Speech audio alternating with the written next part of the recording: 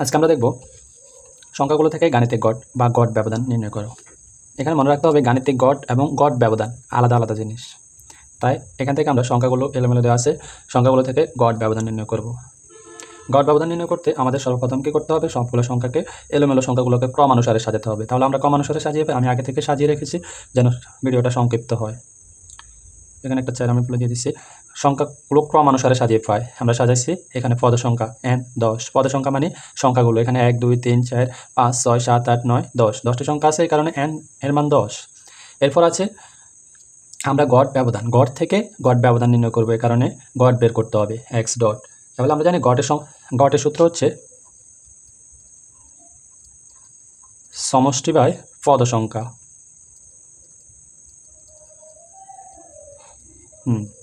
আমাদের সমষ্টি বের করতে হবে এই যে সংখ্যা সবগুলো যোগফল। তাহলে সংখ্যা সবগুলো যোগফল আমরা বের করে নিই। 3 যোগ 7 যোগ 5 যোগ 6 যোগ 6, 7 যোগ 8 যোগ 9 যোগ 10 যোগ 12 পরে আসছে সমষ্টি হচ্ছে 70।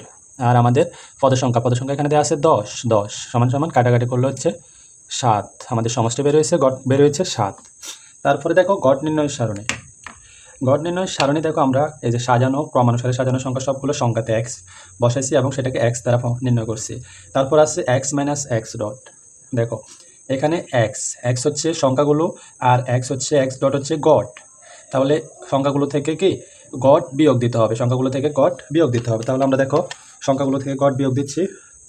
দেখো সংখ্যা হচ্ছে 3 বিয়োগ আর আমাদের গড় হচ্ছে 7, উত্তর বেরিয়ে হচ্ছে -4 বসালাম। তারপর এটা আছে দেখো 4 বিয়োগ গড় আছে আমাদের এখানে 7 দিলাম, উত্তর বেরিয়েছে -3।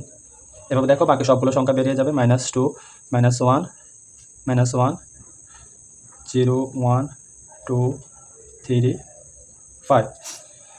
এই যে দেখো গড় ব্যবধানের আমাদের একেবারে মেন সমস্যাটি হচ্ছে এটা অনেকে বুঝতে পারে না, বুঝতে একটু সমস্যা হয়। এটা হচ্ছে গিয়ে এখানে দুই পাশে দুইটা আঁক দিয়ে দিচ্ছে, পুরোটাই x মাইনাস এক্স ডট বা গড়। এখানে অনেকে বুঝতে সমস্যা হয়। দুইটা আঁক দিয়ে দিচ্ছে মানে আমাদের সবগুলো সংখ্যা যোগ হবে, সবগুলো সংখ্যা প্লাস মানে যোগ হবে।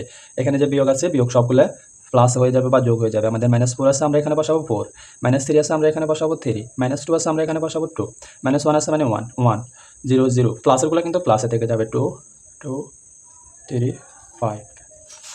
দেখো এরপর কি করতে হবে আমাদের x মাইনাস এক্স ডট, এটা বের করতে হবে element summation x minus x dot সমান সমান হচ্ছে আমরা এগুলো সবগুলো যোগ করব।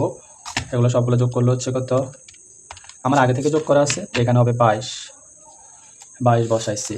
তারপরে দেখো আমরা জানি এখানে লিখতে হবে,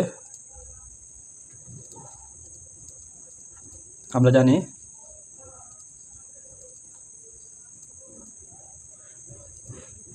গড় ব্যবধান mdx সমান সমান summation x minus x dot by n। আমাদের x মাইনাস এক্স ডট বেরিয়েছে 22 আর n হচ্ছে কি পদ সংখ্যা, আমাদের এখানে পদ সংখ্যা দেওয়া আছে 10, তাহলে পদ সংখ্যা হবে 10 সমান সমান 22 ভাগ 10, উত্তর বেরোচ্ছে 2.2। এটা আমাদের উত্তর। এটা ছিল আজকের জন্য গড় ব্যবধান নির্ণয়।